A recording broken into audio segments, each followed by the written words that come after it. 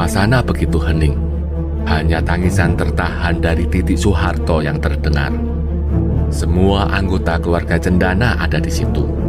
Sebagian menatap Prabowo dengan pandangan marah. Tiba-tiba, putri bungsu Soeharto, Mami Soeharto berdiri dan menunjuk hidung Prabowo. "Kamu pengkhianat, jangan injakkan kaki di rumah saya lagi." Begitu umpat Mami.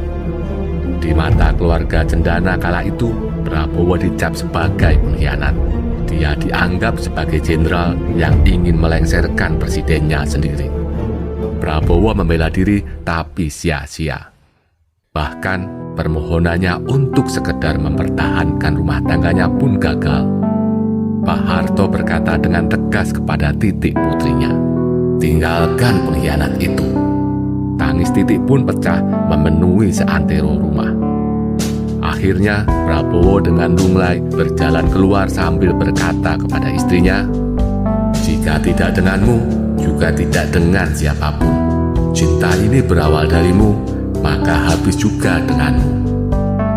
Seiring keluarnya Prabowo, konon Pak Harto kembali berucap, "Kembalilah kemari kalau kamu sudah bisa menyamai aku." Assalamualaikum sedulur. Video kali ini akan mengisahkan tentang balada cinta Prabowo Subianto dan Titik Soeharto, sekaligus bercerita tentang peluang bersatunya kembali keduanya pada tahun ini. Sumber cerita video ini diambil dari buku Jejak Perlawanan Begawan Pejuang Sumitro Djoyohadikusumo dan narasi yang berjudul Air Mata Titik Soeharto. Selamat menonton dan semoga terhibur.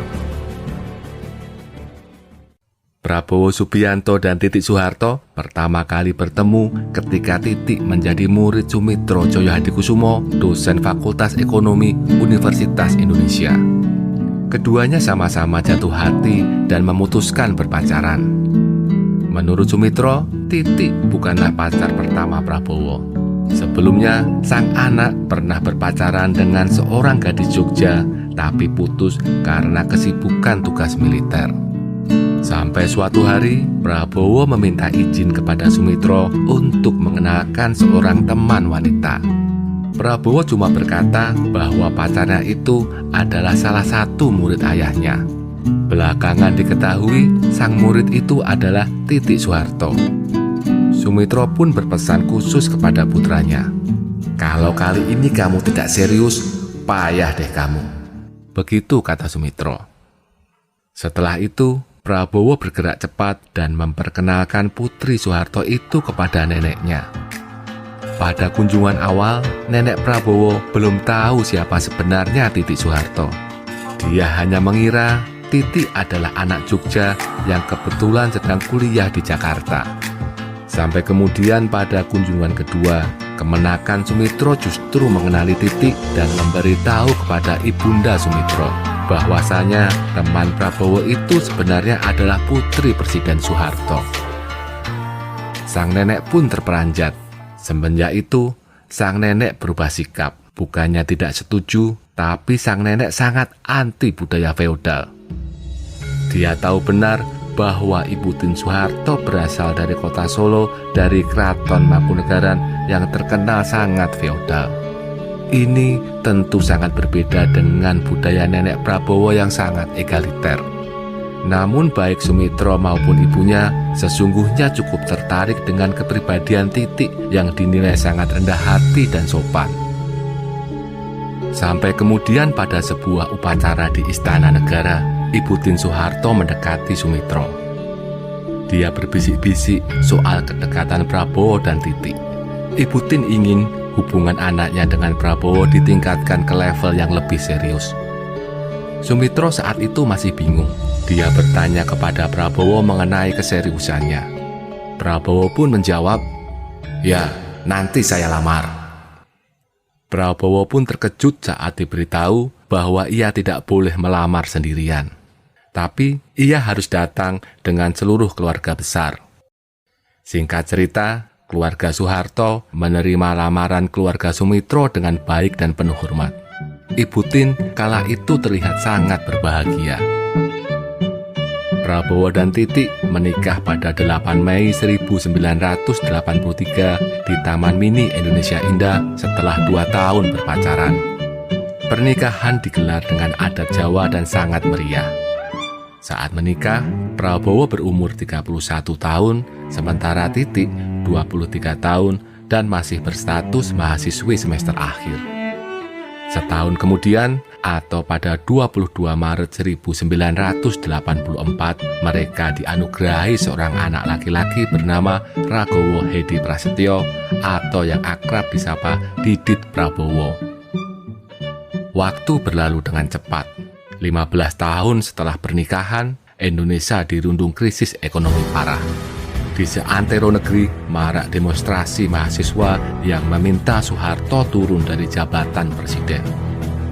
Prabowo yang kala itu menjabat sebagai Pangkostrat diminta untuk mengamankan negara, terutama mencegah aksi sejuta umat menduduki Monas pada 20 Mei 1998 yang digalang oleh Amin Rais.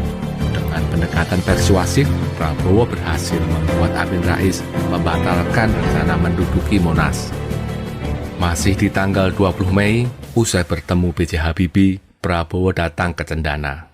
Dia ingin melaporkan keberhasilannya dalam meredam aksi pendudukan Monas kepada Pak Harto.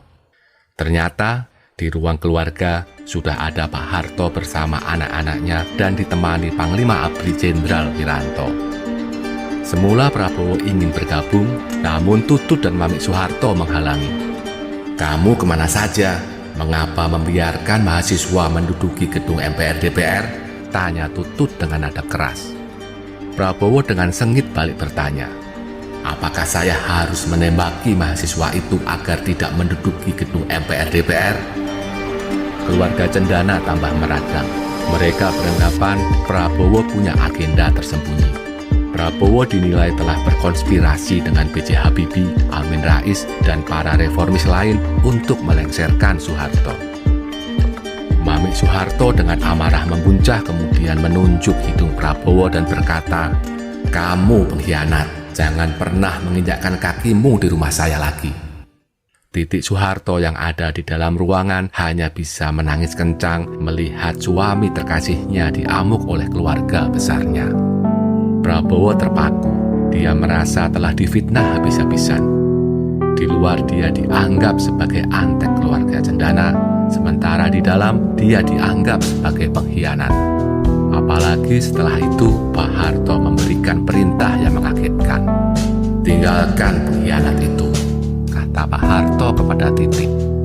"Kembalilah kemari kalau kamu sudah bisa menyamai aku," ujar Pak Harto kepada Prabowo. Saudara Hasim Joyo Hadikusumo ini gontai. Keinginan terakhirnya untuk mempertahankan rumah tangganya dengan Titik pupus sudah. Semua rungkat. Dengan diiringi tangisan Titik yang tak kunjung berhenti, malam itu Prabowo pergi meninggalkan rumah keluarga Cendana dengan hati terluka. Pada 25 Mei 1998, Prabowo Subianto resmi dicopot sebagai Pangkostrat dan dikirim ke Bandung untuk menjadi Komandan Sesko ABRI. Tak berapa lama, lewat pemeriksaan Dewan Kehormatan Perwira, karir militer Prabowo diakhiri oleh Wiranto. Dia dituduh sebagai aktor utama penculikan para mahasiswa dan aktivis 98. Padahal, kebenaran tuduhan tersebut masih menjadi misteri sampai sekarang.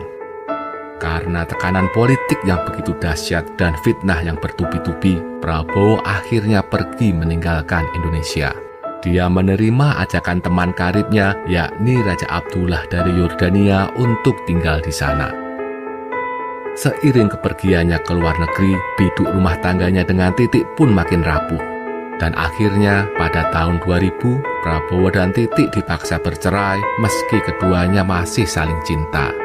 Perceraian keduanya tidak terendus media massa dan tidak ada kisruh pembagian gonogini. Meskipun sudah bercerai, Prabowo Subianto dan Titik Soeharto tetap menjaga hubungan baik dan silaturahim. Keduanya masih sering bertemu dalam berbagai kesempatan, baik yang bersifat pribadi maupun politik.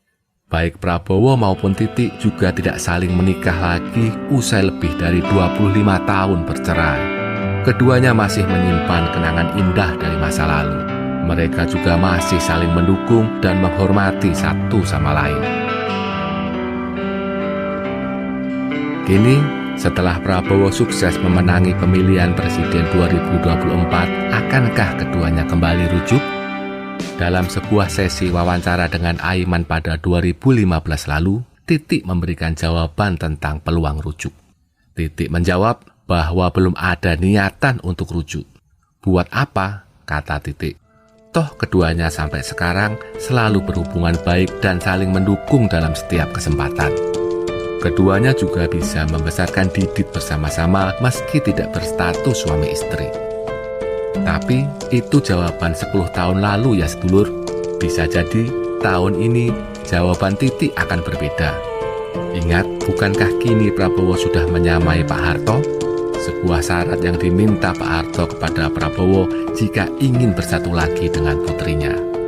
Dengan memenangi pemilihan presiden 2024, Prabowo sudah selevel dengan Pak Harto, yakni di level pemimpin negara.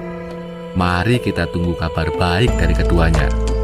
Bagaimanapun juga, Indonesia butuh sosok seorang ibu negara usai Prabowo dilantik menjadi presiden pada Oktober 2024 nanti. Terima kasih sudah menonton. Wassalamualaikum warahmatullahi wabarakatuh.